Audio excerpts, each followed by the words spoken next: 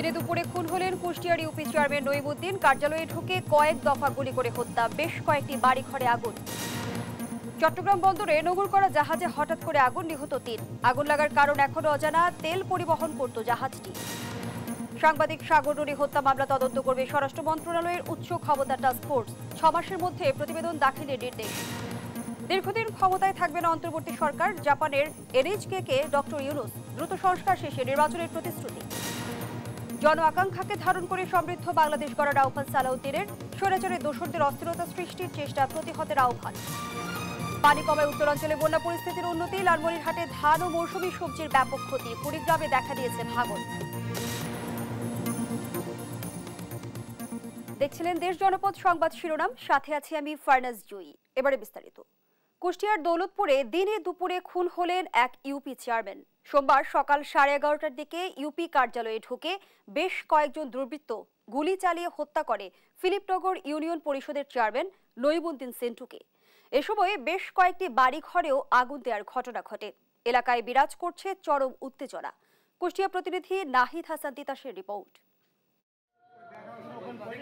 প্রতিদিনের মতো আজও সকাল থেকে নিজ কার্যালয়ে বসে কাজ করছিলেন কুষ্টিয়ার দৌলতপুর উপজেলার ফিলিপনগর ইউনিয়ন পরিষদের চেয়ারম্যান নইমুদ্দিন সেন্টু।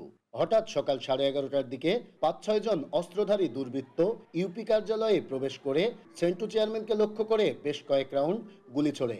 এতে তার মাথাসহ শরীরের বিভিন্ন অংশে গুলিবিদ্ধ হয়ে তৎক্ষণিক মারা যান তিনি।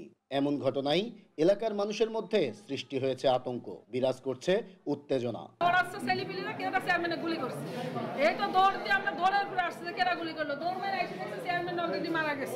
এখন বর্তমান কোন সূত্র ঝয় ঝগড়া আমাদের নাই। ওই মেম্বারের ভিতরে ছিল আর আমি এই জায়গায় ছিলাম। আমি এই জায়গায় যখন ওই শব্দ শুনতে পাইছি। কিসের শব্দ? গুলির শব্দ। কয়টা? 3-4টা হয়েছে। দাম শব্দ হয়েছে, তখন আমি উঠে যাই সেরে ঘরের মধ্যে বিদ দিচ্ছি।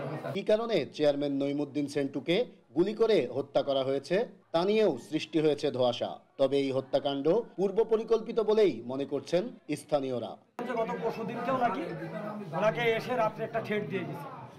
আসলে উনি এমন কোনো পাপিষ্ট আমার মনে হয় না যে উনি ভয় করে কাউকে লোকের কাছে বলে বেড়াবে। উনি ওনার মুখের আমি আইছি কিছু বলে আমাকে মারবে কে ডাকো।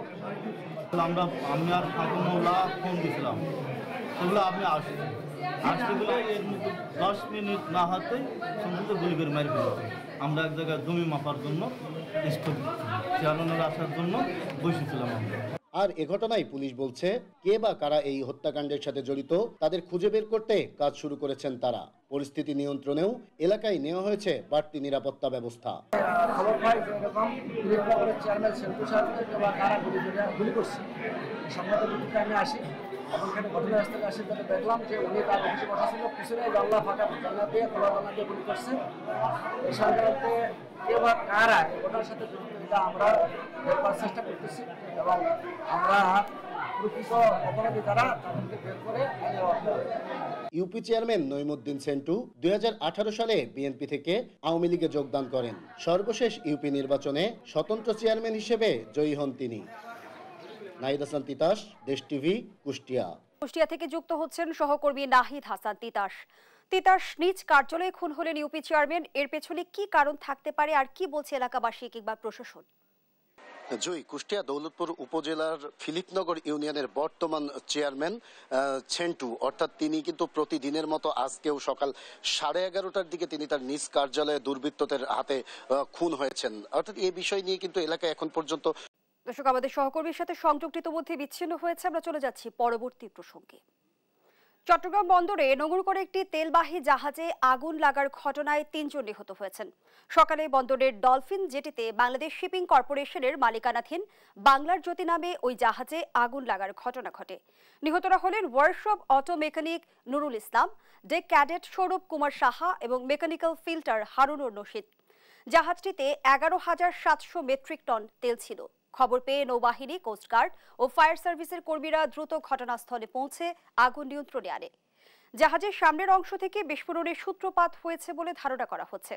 জাহাজটিতে 35 জন ক্রু এবং 10-12 জন শ্রমিক ছিল। ঘটনা তদন্তে তদন্ত কমিটি গঠন করেছে shipping corporation.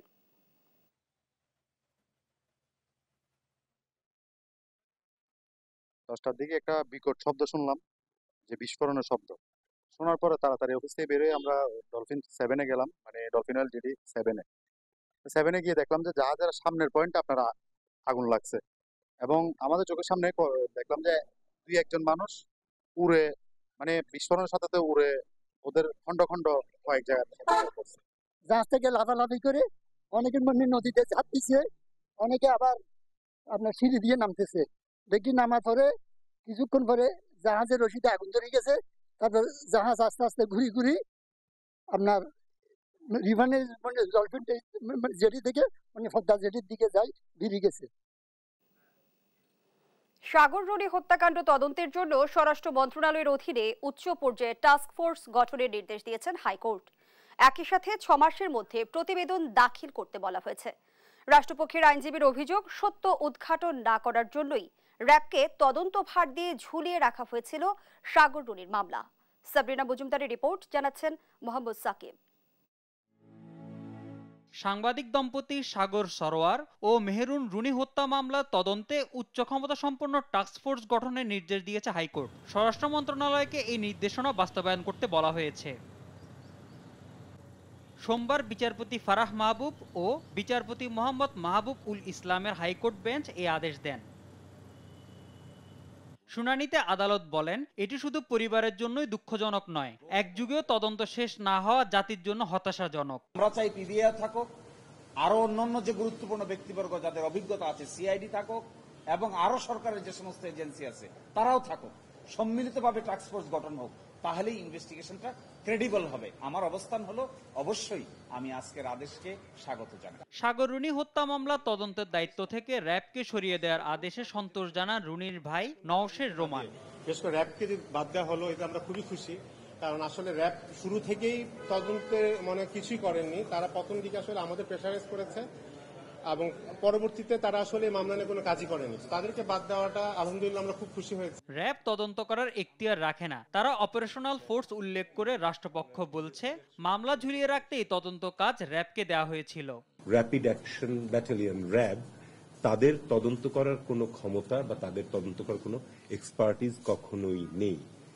Rapid action battalion হচ্ছে একটি অপারেশনাল ফোর্স, তারা এনফোর্সমেন্টের কাজ করতে পারে, কিন্তু তারা তদন্তের কাজ করার জন্য মোটেই ইকুইপ ছিল না। পুরো মামলাটাকে বিলম্বিত করে যাতে সত্য কখনো উদ্ঘাটিত না হয় সেই কারণে করা হয়েছিল, সেটিও প্রবাবলি এই তদন্তের মাধ্যমেই বেরিয়ে আসবে। আলোচিত এ মামলায় তদন্ত করে 6 মাসের মধ্যে প্রতিবেদন দাখিল করার নির্দেশ দিয়েছেন আদালত। মোহাম্মদ সাকিব, দেশ টিভি, ঢাকা। সরকারি চাকরিতে প্রবেশের বয়সসীমা 35 বছর করার দাবিতে প্রধান উপদেষ্টার সরকারি বাসভবন যমুনার সামনে সমাবেশ করেছেন আন্দোলনকারীরা। তারা বলেন, করোনা মহামারীর রাজনৈতিক অস্থিরতা, সেশন জট সহ নানা কারণে পড়াশোনা শেষ করতে গিয়ে চাকরিতে প্রবেশের সর্বোচ্চ বয়সসীমা 30 বছর অনেকের পার হয়ে গেছে। এ অবস্থায় বয়সের সীমা সর্বোচ্চ 35 করার দাবি করেন তারা। তাদের দাবির সাথে একাত্মতা প্রকাশ করেন নিরাপদ সড়ক আন্দোলনের প্রতিষ্ঠাতা ইলিয়াস কাঞ্চন। দুপুর 1টার দিকে সমাবেশকারীরা মিছিল নিয়ে সরকারি বাসভবন যমুনার সামনে গেলে সেখানে ছত্রভঙ্গ করতে কাঁদানে গ্যাস ছোড়ে পুলিশ। তবে এখনো আন্দোলনকারীরা যমুনার সামনে অবস্থান করছে।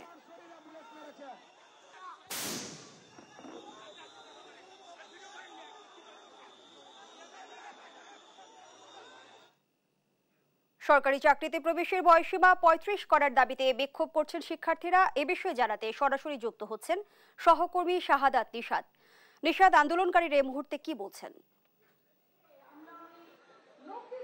জি, যেমনটি বলছেন, আমরা আসলে একেবারে যদি একটু প্রথম অবস্থার কথা যদি বলে থাকি, ঠিক সকাল 11টায় আমরা দেখেছি শাহবাগের প্রজন্ম চত্বরে এখানে চাকরিতে 35 বছর বয়সী যে প্রত্যাশী যে শিক্ষার্থীরা রয়েছিল তারা দাবি তুলেছিল। তাদের দাবির প্রেক্ষিতে তারা পরবর্তীতে প্রধান উপদেষ্টার বাসভবন যমুনায় তারা আসতে চেষ্টা করে এবং সেই ক্ষেত্রে 144 ধারা ভঙ্গ করে তারা যখন প্রধান উপদেষ্টার বাসভবনের সামনে আসতে শুরু করে এবং এক পর্যায়ে সেখানে পুলিশ লাঠি চার্জ করে এবং টিএসএল নিক্ষেপ করা হয় এবং টিএসএল নিক্ষেপ করার পরে আমরা দেখেছি এক পর্যায়ে তারা কিন্তু ছত্রভঙ্গ হয়ে যায় এবং ছত্রভঙ্গ হওয়ার পরে কিন্তু তারা আবারও একত্রিত হয়েছে এবং একত্রিত হয়ে তারা বর্তমানে প্রধান উপদেষ্টার যে বাসভবন সেই বাসভবনের সামনে অবস্থান করছে এবং আমরা দেখেছি ঘন্টা খানেক আগে তাদের 4 জন প্রতিনিধি যমুনার ভেতরে গিয়েছিল এবং ভেতরে যাওয়ার পরে আমরা তাদের কাছ থেকে জেনেছি সেখানে প্রধান উপদেষ্টার সরাসরি তারা দেখা যাচ্ছেন এবং সেখানে মন্ত্রিপরিষদ সচিবও এখানে এসেছেন, স্বরাষ্ট্র উপদেষ্টা এসেছেন, কিন্তু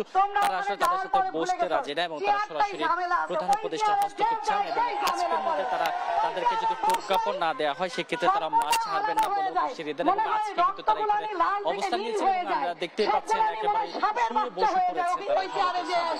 আর এইটিকে কেন্দ্র করে আমরা দেখেছি শৃঙ্খলা বাহিনীরও ব্যাপক তৎপরতা এখানে আমরা লক্ষ্য করতে পেরেছি। এখানে ডিবি থেকে শুরু করে র্যাব এবং সেনাবাহিনীর ব্যাপক টহল জোরদার করা হয়েছে এবং সেই ক্ষেত্রে যদি আমরা দেখি এখানে বিভিন্ন জায়গায় আইনশৃঙ্খলা বাহিনীর দুই পাশেই কিন্তু রাস্তা অবরোধ করে দেওয়া হয়েছে এবং সেই ক্ষেত্রে যান চলাচল যেটি ছিল যান চলাচল কিন্তু বন্ধ করে দেওয়া হয়েছে এবং এখন পর্যন্ত যে অবস্থা আমরা এখানে লক্ষ্য করতে পারছি সেখানে যে আন্দোলনকারীরা তারা তাদের আন্দোলন চালিয়ে যাচ্ছে এবং সেই ক্ষেত্রে প্রধান উপদেষ্টা যতক্ষণ না তাদেরকে প্রজ্ঞাপনের যে আশ্বাস দিচ্ছেন ততক্ষণ পর্যন্ত তারা এখানে অবস্থান নেবেন বলে আমাদেরকে জানিয়েছেন। তো এই ছিল রাষ্ট্রীয় প্রধান উপদেষ্টার যে বাসভবন যমুনা, সেখান থেকে সামনে থেকে আমাদের ধন্যবাদ জানাচ্ছি আপনাকে। দর্শক জানাচ্ছিলেন সহকর্মী শাহাদাত নিশাদ। দ্রুত সম্ভব সংস্কার কাজ শেষ করে জাতীয় নির্বাচন আয়োজনের বিষয়ে প্রতিশ্রুতির কথা জানিয়েছেন অন্তর্বর্তী সরকারের প্রধান উপদেষ্টা ডক্টর মোহাম্মদ ইউনূস। জানান দীর্ঘদিন ক্ষমতায় থাকার উদ্দেশ্য তাদের নেই। যুক্তরাষ্ট্রের নিউ ইয়র্কে জাপানের রাষ্ট্রীয় সম্প্রচার মাধ্যম এনএইচকে দেওয়া সাক্ষাৎকারে ডক্টর ইউনূস এসব কথা বলেন। এই ক্রান্তি লগ্নে দেশের অর্থনীতি পুনরুদ্ধার ও গণতন্ত্রের ভিত স্থায়ী করার জন্য জাপানের সহযোগিতা গুরুত্বপূর্ণ বলেও জানান প্রধান উপদেষ্টা।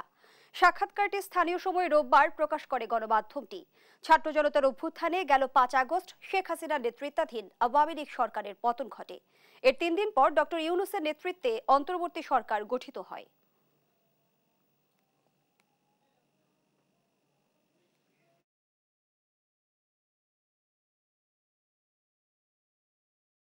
কেউ সংখ্যালঘু নয়, সবাই বাংলাদেশি এবং সবার অধিকার সমান, এমন মন্তব্য করেছেন বিএনপির স্থায়ী কমিটির সদস্য সালাউদ্দিন আহমেদ। জানান দেশে সাম্প্রদায়িক সম্প্রীতি বজায় থাকবে, এটাই চায় বিএনপি। সকালে জাতীয়তাবাদী ওলামা দলের 45তম প্রতিষ্ঠা বার্ষিকী উপলক্ষে বিএনপির প্রতিষ্ঠাতা জিয়াউর রহমানের সমাধিতে শ্রদ্ধা জানিয়ে এসব কথা বলেন তিনি। গণবিপ্লবের আকাঙ্ক্ষাকে ধারণ করে সমৃদ্ধ বাংলাদেশ গড়ে তোলার আহ্বান জানান সালাউদ্দিন আহমেদ। বিদেশে বসে দেশে অস্থিরতা সৃষ্টির ষড়যন্ত্র চলছে উল্লেখ করে তিনি বলেন, পতিত সরকারের দোসরদের চক্রান্ত সফল হতে দেয়া হবে না।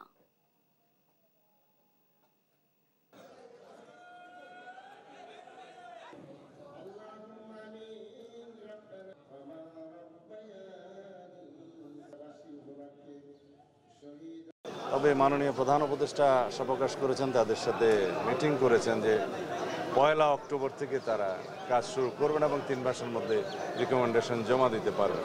তা আমরাও আশা করি তারা তাদের কাজগুলো সফলজনকভাবে সমাপ্ত করতে পারবেন।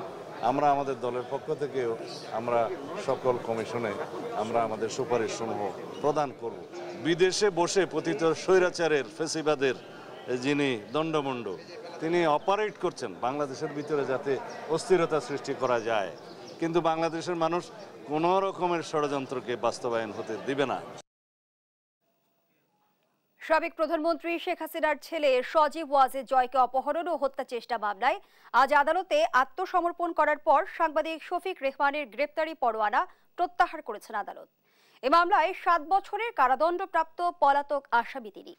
সকালে ঢাকার অতিরিক্ত chief metropolitan magistrate Mohammad Mahbubul হকের আদালতে সাংবাদিক শফিক রেহমান আত্মসমর্পণ করলে আদালত তার গ্রেপ্তারি পরোয়ানা প্রত্যাহার করেন। পরে সাংবাদিকদের তিনি বলেন, আওয়ামী লীগ সরকারের দালালি না করায় রাজনৈতিকভাবে তাকে মিথ্যা ও হয়রানিমূলক মামলা দেওয়া হয়েছে। এ সময় তিনি বিচার বিভাগের আমূল পরিবর্তন করার কথা বলেন। এর আগে সজীব ওয়াজেদ জয়কে অপহরণ এবং হত্যা চেষ্টার মামলায় গত বছরের 17 আগস্ট ঢাকার অতিরিক্ত চিফ মেট্রোপলিটন ম্যাজিস্ট্রেট আসাদুজ্জামান নূরের আদালত সাংবাদিক শফিক রেহমান, আমার দেশ পত্রিকার সাবেক ভারপ্রাপ্ত সম্পাদক মাহমুদুর রহমান সহ 5 জনকে পৃথক 2 ধারায় 7 বছরের সশ্রম কারাদণ্ড দেন। দণ্ডপ্রাপ্ত অপর 3 আসামি হলেন জাসাস নেতা মোহাম্মদুল্লাহ, রিজভী আহমেদ ও সিজার ও মিজানুর রহমান ভূঁইয়া। তিনি তার পিতার সবচেয়ে বড় মৃত্যু সবচেয়ে বড় বেনিফিশিয়ারি, এবং সেই জন্য তিনি হয়তো তার পিতাকে খুন করার, এখন বলা হচ্ছে আমেরিকা 5 বছরের পরিকল্পনা করছিল, তাহলে তিনি তার আরো অনেক আগে থেকে পরিকল্পনা করেছিলেন তার পিতাকে কি করে খুন করা যায়। তিনি খুন করেছেন, তিনি তার ছেলেকে খুন করেছেন। আপনি জয় এখানে আসে ইলেকশনে জিতবে না, তাহলে তার ছেলেরও রাজনৈতিক ভবিষ্যৎ নষ্ট করছেন। এগুলো সবাইকে বুঝতে হবে। তিনি বেঁচে থাকুন, বেঁচে থেকে সুস্থ থাকুন, সুস্থ থেকে তিনি দেয়াল দেখুন, পড়ুন যদি তিনি পড়তে জানেন। কানাডা থেকে দেশে ফিরে আটক হলেন সাবেক এমপি সুলতান মোহাম্মদ মনসুর আহমেদ। সকালে হযরত শাহজালাল আন্তর্জাতিক বিমানবন্দরের ইমিগ্রেশন থেকে তাকে আটক করা হয়। ডিবি প্রধান রেজাউল করিম মল্লিক জানান, কিছু অভিযোগের বিষয়ে জিজ্ঞাসাবাদের জন্য সুলতান মনসুরকে আটক করা হয়েছে। তিনি দীর্ঘদিন ধরেই যুক্তরাজ্য, যুক্তরাষ্ট্র ও কানাডায় অবস্থান করছিলেন। ছাত্র আন্দোলনের আগে থেকেই দেশের বাইরে আছেন সুলতান মনসুর। তার বিরুদ্ধে এখন কোনো মামলা নেই।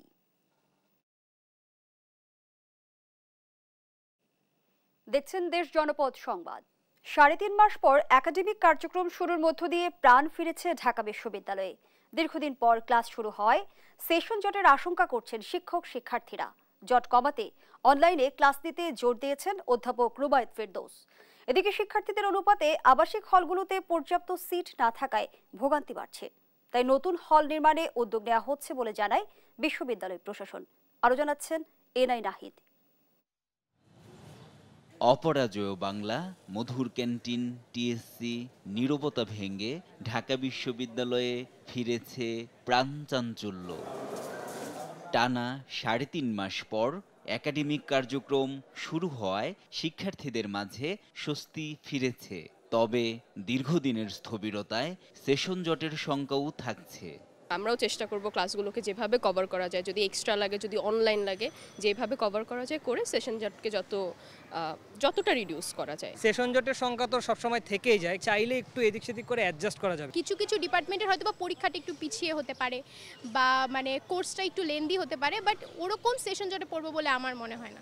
সেশন জট রোধে অনলাইনে ক্লাস নেওয়ার পরামর্শ অধ্যাপক রুবায়েত ফেরদৌসের।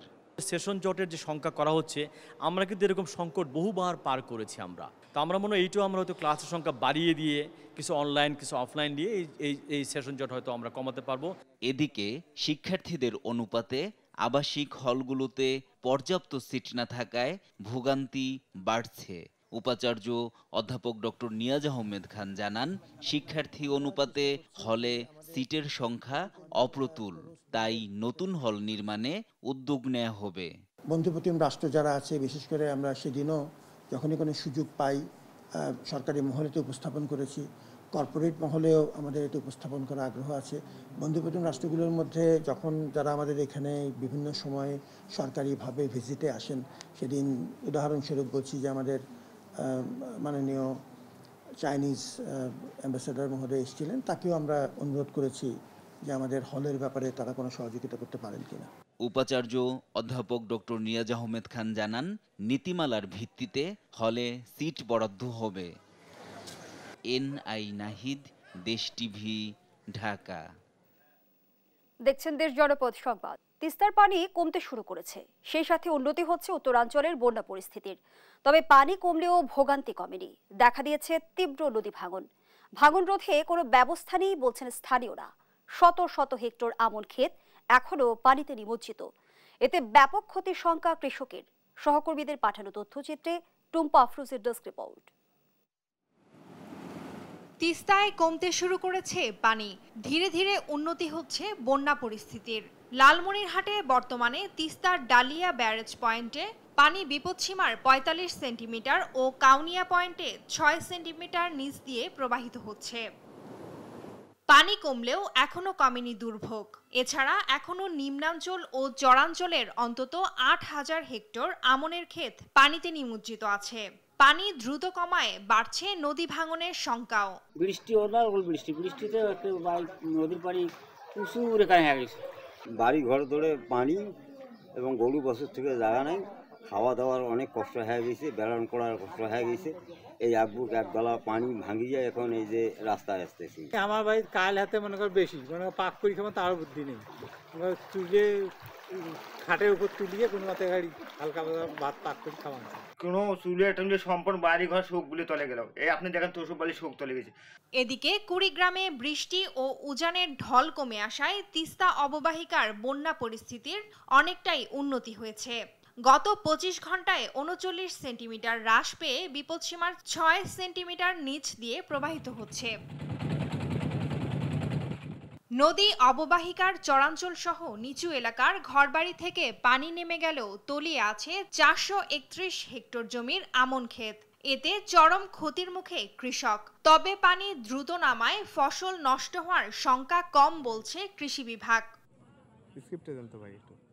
অন্যদিকে পানি বাড়া কমার সাথে তীব্র হয়েছে তিস্তাপাড়ের ভাঙন। রোধে কোনো প্রতিরোধ ব্যবস্থা নেই বলে দাবি স্থানীয়দের। প্রত্যেকের বাড়ি বাড়ি পানি আছে, এখন এই যে নদী এমন ভাবে ধরছে যে ধানের অবস্থাগুলো দেখতেছেন, খাইতে পাইতেছে না, কিছু করতে পারতেছে না, অনেক অসহায়ের মধ্যে পড়ে আছি।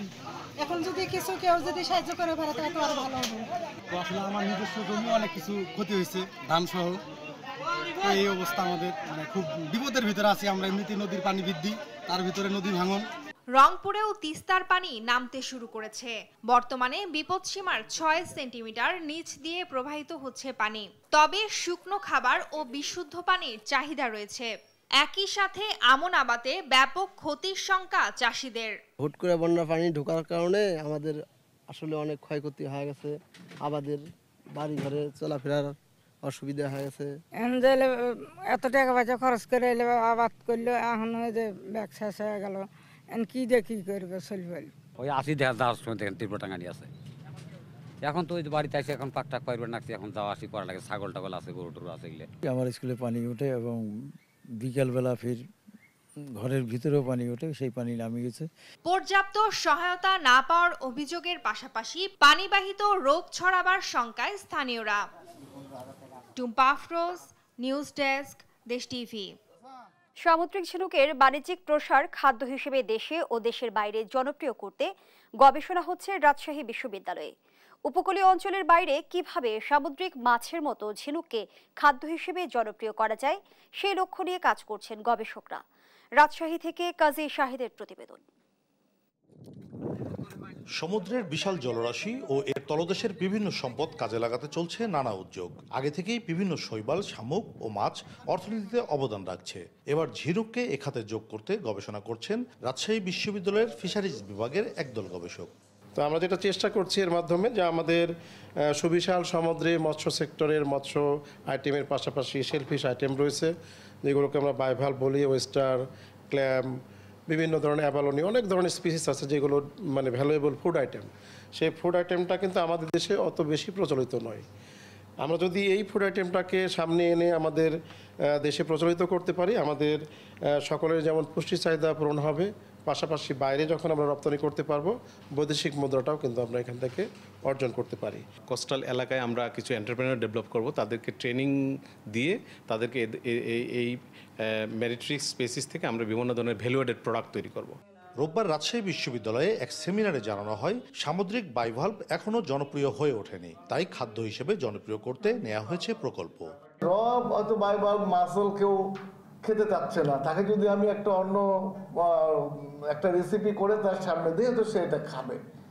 এই ধারণা থেকে আমরা এই কাজটা, এই রিসার্চের প্রস্তাবটা আমরা নিয়েছি।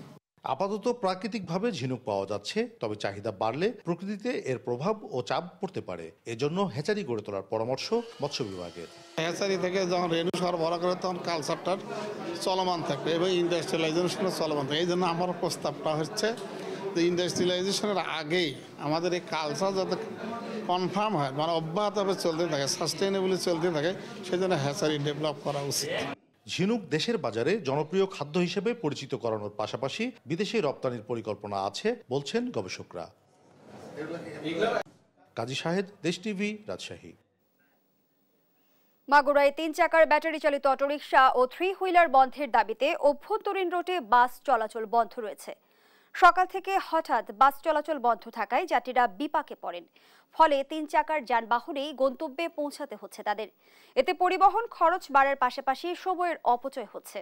দীর্ঘদিন ধরে উপজেলা সহ বিভিন্ন অভ্যন্তরীণ রুটে 3 চাকার যান চলাচল বন্ধের দাবি করে আসছিল জেলা বাস মালিক সমিতি ও মোটর শ্রমিক ইউনিয়ন। এসব দাবি পূরণ না হওয়ায় বাস চলাচল বন্ধ করে দেয় তারা।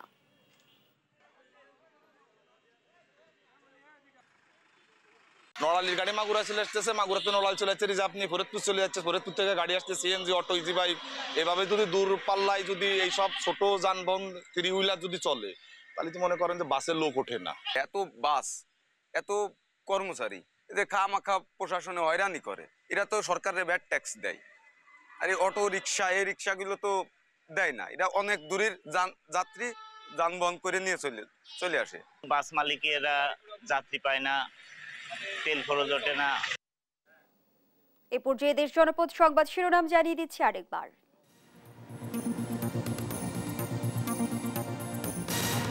দিনে দুপুরে খুন হলেন কুষ্টিয়ার ইউপি চেয়ারম্যান নঈমুদ্দিন। কার্যালয়ে ঢুকে কয়েক দফা গুলি করে হত্যা, বেশ কয়েকটি বাড়ি ঘরে আগুন। চট্টগ্রাম বন্দরে নোঙর করা জাহাজে হঠাৎ করে আগুন, নিহত 3। আগুন লাগার কারণ এখনো অজানা। তেল পরিবহন করত জাহাজটি।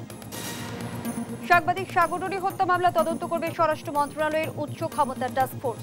6 মাসের মধ্যে প্রতিবেদন দাখিলের নির্দেশ। দীর্ঘদিন ক্ষমতায় থাকবেন অন্তর্বর্তী সরকার। জাপানের এনএইচকে ডক্টর ইউনুস। দ্রুত সংস্কার শেষে নির্বাচনের প্রতিশ্রুতি। জন আকাঙ্ক্ষাকে ধারণ করে সমৃদ্ধ বাংলাদেশ গড়ার আহ্বান সালাউদ্দিনের। স্বৈরাচারের দোসরদের অস্থিরতা সৃষ্টির চেষ্টা প্রতিহতের আহ্বান। পানি কমায় উত্তরাঞ্চলে বন্যা পরিস্থিতির উন্নতি। লালমনিরহাটে ধান ও মৌসুমী সবজির ব্যাপক ক্ষতি। কুড়িগ্রামে দেখা দিয়েছে আগুন। এ ছিল এখনকার দেশ জনপদ সংবাদ। পরের বুলেটিন দেখার আমন্ত্রণ রইল। এছাড়া দেশ টিভির সর্বশেষ সব খবর পেতে ভিজিট করুন দেশ.টিভি। ফেসবুকে আমাদের সঙ্গে যুক্ত থাকুন দেশ টিভি অথবা দেশ টেলিভিশন পেজে। সর্বশেষ সব ভিডিও পেতে ইউটিউবে আমাদের হ্যান্ডেল @দেশ টেলিভিশন অথবা @দেশ টিভি নিউজ লিখে সার্চ করুন। ধন্যবাদ সবাইকে।